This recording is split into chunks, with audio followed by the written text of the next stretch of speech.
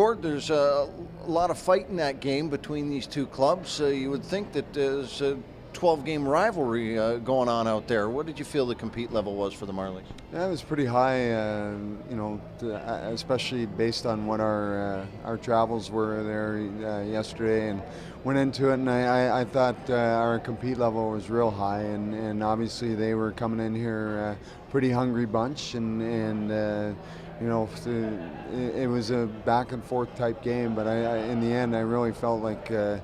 It was good to see us get some good offensive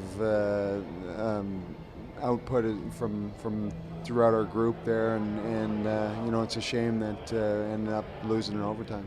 What is the difference that you're seeing in the last couple of weeks out of getting some offense, increasing from less than 2 goals to now 3 goals a game? Well, we're starting to get more pucks to the net. I think we're getting a little more chemistry with each other as far as making plays, and I think guys are bearing down when they get the opportunity. So and we've got some guys that are guys that have put up numbers in the past that are finally producing.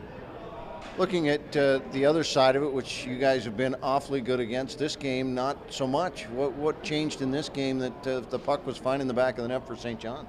Probably a little extension of last night too. Our habits weren't good on the D side of the puck there.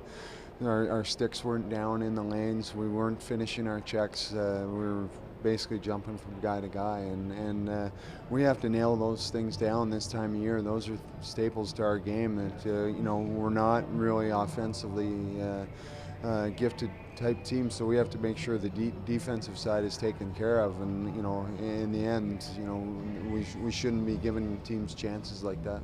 Any advantage to playing these guys back to back?